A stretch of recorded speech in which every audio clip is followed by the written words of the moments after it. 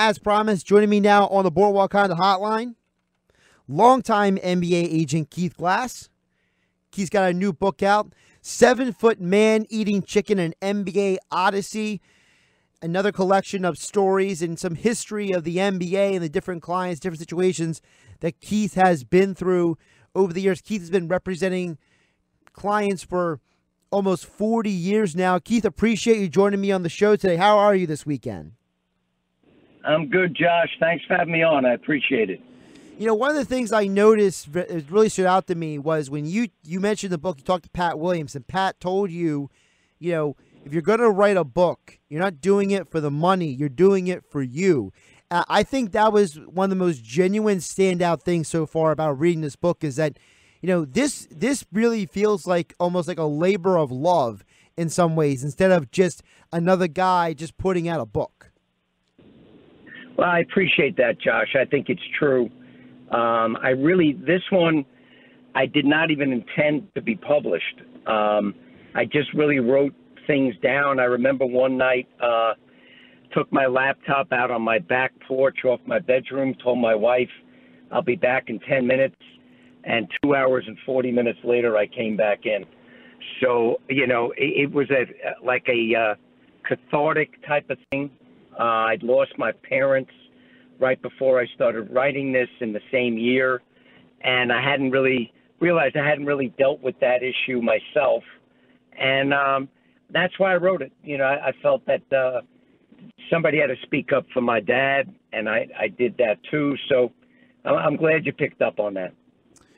You know, Keith, as I mentioned, you know, you've been representing guys for years. Your first client with Mark Eaton of the Jazz. You know, you've represented guys like Scott Skiles and others over the years. You know, aside from the money, what is the biggest difference that you have seen in the evolution as an agent working in the league? Because a lot of times people don't see what goes on or know about what goes on behind the scenes. So over the last couple, you know, especially the last couple decades where the league has totally exploded beyond, I think, what most people ever believed it could be, aside from the growth of the amount of money involved, what are some of the things that really stand out that's really changed when it comes to the league?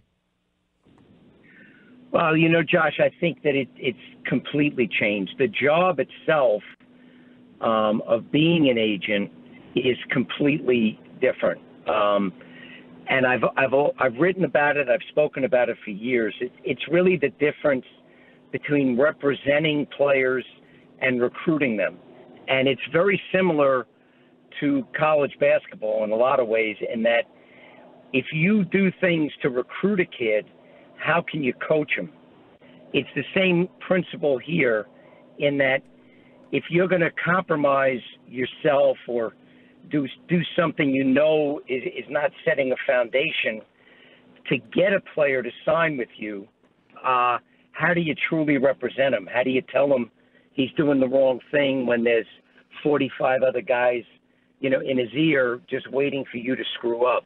So, yeah, the money, I mean, money corrupts almost everything in society. And so it's no different, you know, between being an agent and doing anything else. But it has totally changed, which is why, you know, I'd rather write about things than deal with it now. It's really difficult to you know, keep any kind of principles being an agent today. You mentioned compromising. I think there's an element that people don't understand about, you know, that side of the business. You know, I finished reading about a month ago the Windhorst book, LeBron Inc., talking about the behind the scenes of LeBron, his business and his who he's worked with and stuff. And one of the things that stood out to me in that is that people don't understand the amount of people who are pulling on these athletes, whether they're a superstar like LeBron or even a lower level guy, you know, like maybe like the Sixers with a TJ McConnell, who's, you know, not a big superstar, but there's so many strings pulling on these guys. You know, talk about how hard it is as someone who is an agent to try to give the best advice for the client while almost trying to protect him from everything else around him. Well, the problem with all of that, Josh, is that you have a lot of people, many more people now like you said, in people's ears. And it's very hard to say, look, you're spending too much money, or you don't need 6 cars, or you don't need to support everybody that you've ever met on the street. That is a difficult thing to do. But in the NBA, in the NFL, in Major League Baseball, I'm sure in hockey, your contract with your client, with your player, is terminable at will, which is a legal fancy way of saying they can get rid of you whenever they want. Mm-hmm. So what's happened as the money has incrementally grown, people are afraid to risk that fee. They're afraid to tell a player what is true because there's always somebody that's willing to say something else. And, look, when I started, you mentioned Mark Eaton, but I remember doing a deal for Michael Holton, who people probably don't even remember. I spent 3 months when he graduated from UCLA arguing with the Golden State Warriors over $5,000 in a roster bonus. Now, the minimum then was $40,000 a year. The minimum now is pushing $900,000. So if you do the math, there's a lot more at stake now than there ever was before. Keith Glass joining me here on the Boardwalk Kind of Hotline. His new book, 7-Foot Man Eating Chicken, an NBA Odyssey. A lot of great stories and details about, really, Keith, you say it's an odyssey on the title, but to me it's also kind of almost like a telling of how, where the league was to where it is now. And I think one of the things that I was talking about earlier in the show is this idea of tampering. Doc Rivers gets fined $50,000 for saying Kawhi reminds him of Michael Jordan in some ways. Is this whole idea of tampering just totally out of date? Yeah, I thought the thing with Doc was ridiculous because technically he would have to sit there and just say, look, I can't answer this, I can't answer that. Everybody, it's not a news flash that Kawhi Leonard's pretty good. Right. That's not a flash.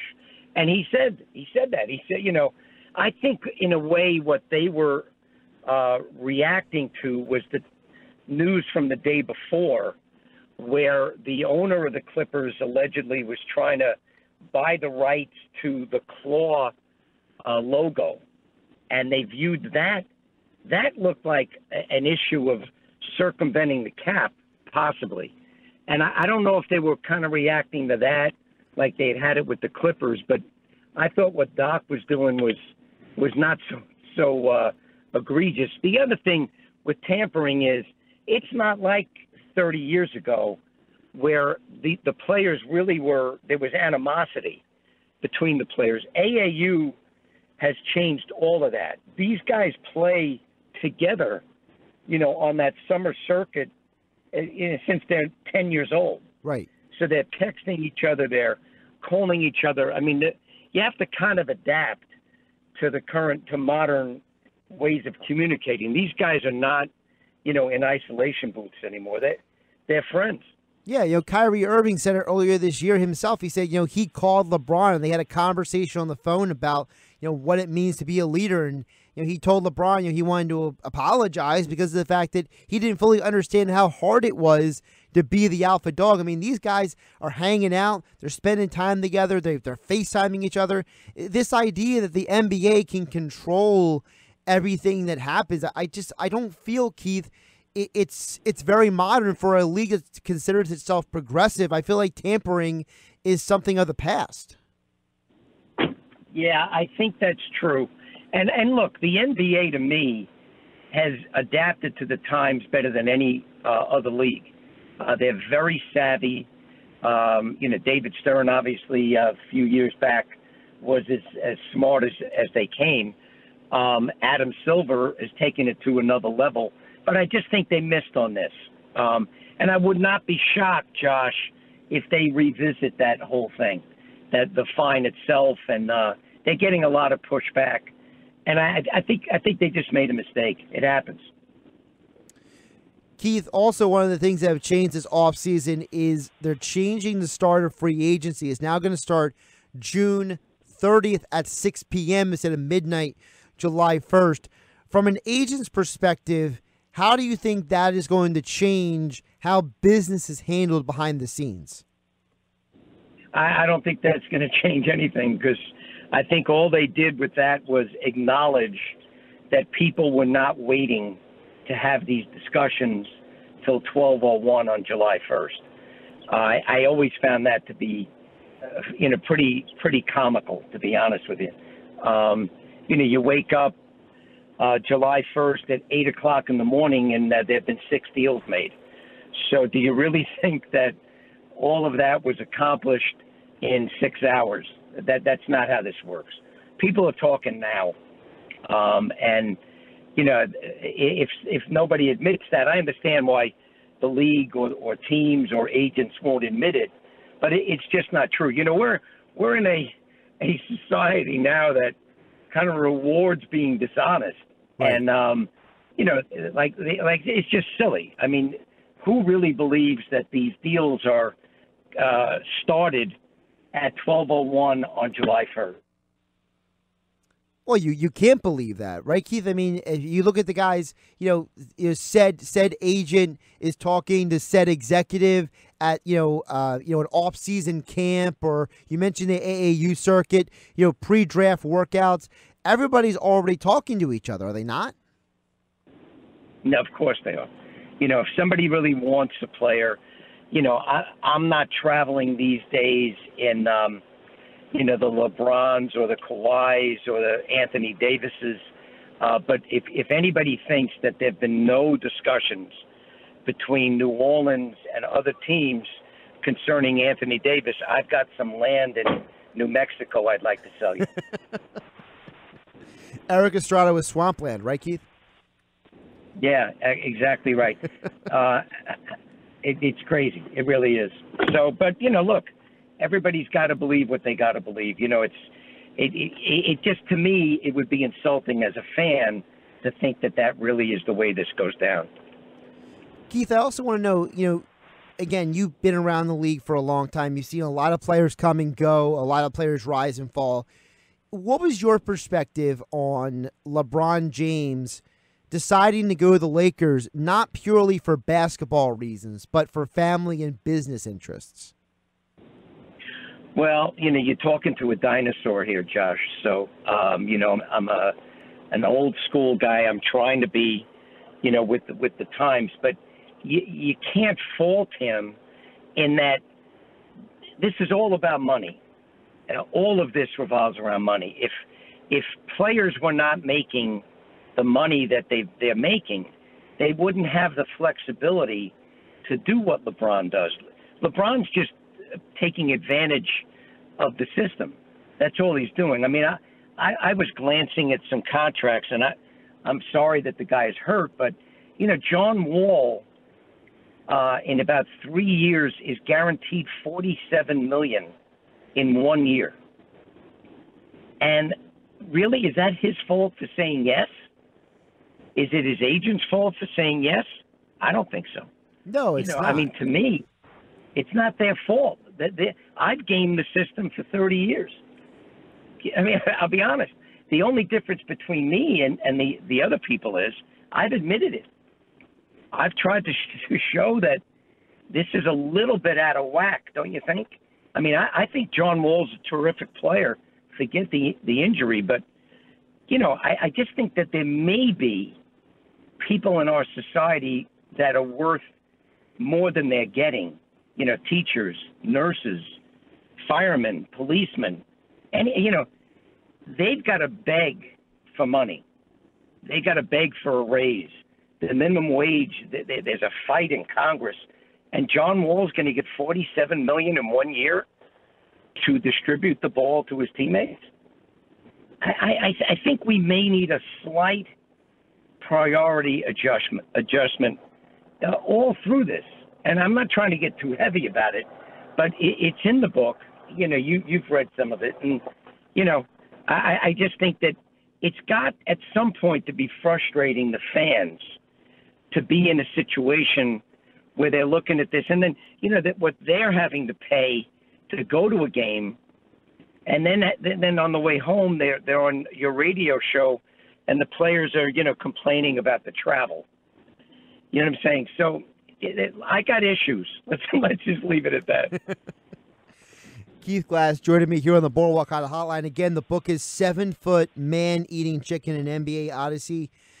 Keith, just to give the audience an idea, tell the audience a Cliff Notes, story or anecdote from the book that maybe was maybe a story or anecdote that you feel is the most eye-opening to the general public, or maybe one that's most meaningful to you.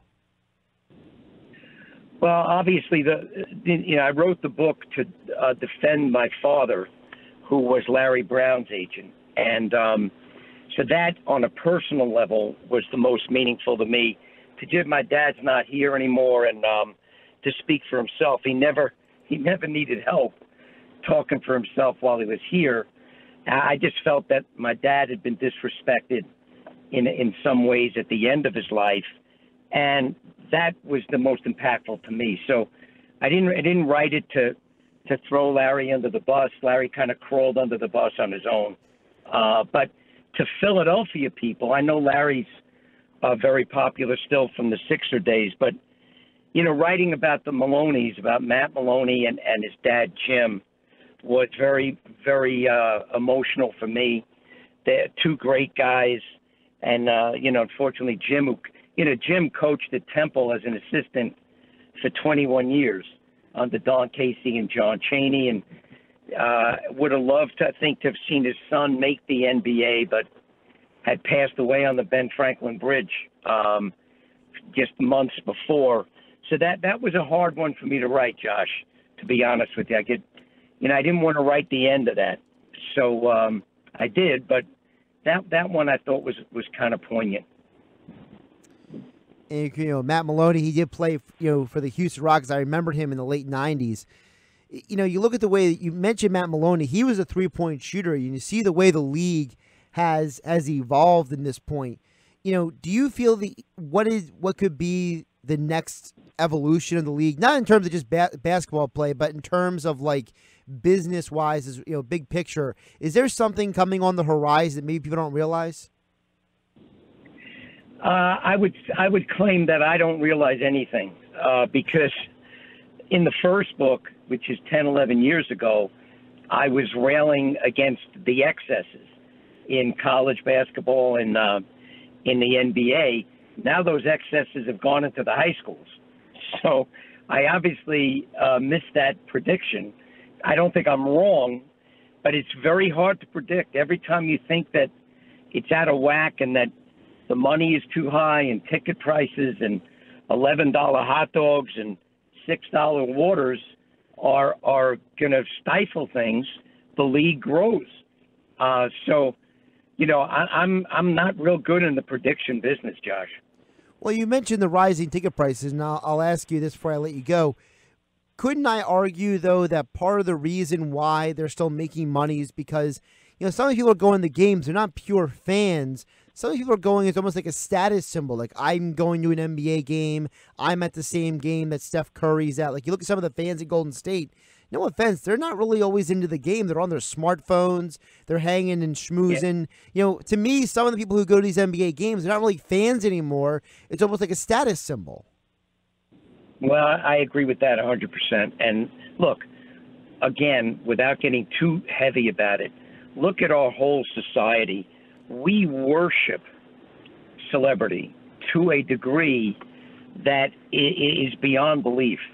The Kardashians, the NBA players, like really, we're at a point, I think, where we've got to examine, who are the people in society who really deserve to be admired and don't. And I'm not holding anything against NBA. They're my clients, some of them. So I'm thrilled about that. And they ought to be admired. They work hard and they're gifted, most of them, at their field. But wow, we've got to, is Drake really pivotal to an NBA game? But we love that. People love, not me, but people love that. It's not enough for Drake to be whatever he is. a music artist, he's got to lop on to these guys. It's like nothing is enough, and I'm just afraid of that. I think at some point, enough is enough. But like I said, I've been wrong for 12 years, so I don't know why you're asking me. Well, Keith, the book so far has been very interesting. I really appreciate you guys sending me an advance copy. 7-Foot Man Eating Chicken in NBA Odyssey, longtime NBA agent Keith Glass. Keith, tell folks where they can get a copy of the book. Well, it's being released on Tuesday, June 4th, but it's on Amazon already on pre-order and Barnes & Noble on pre-order. And honestly, I don't want this to sound flippant, but really, I'm not like hawking it. I just feel like if people buy it, I think they're going to like it. And I think they'll laugh in spite of how I sound sometimes about the excesses. It's written with humor, and hopefully people read it and enjoy it. Well, I'm enjoying it so far. I definitely encourage people to get it because this is one of those books where, I remember interviewing Ian Thompson last year about his book, The Soul of Basketball, and I feel, in a different vein, this is similar. It's a book full of things that people don't know already, and to me, the more you learn, the better you are to be able to, just understand things in the world around us. Keith, I appreciate your time here on a Saturday. Hope you have a great weekend, and I again encourage folks to get the book, 7-Foot Man Eating Chicken in NBA Odyssey by Keith Glass. Thank you, Josh. I appreciate it.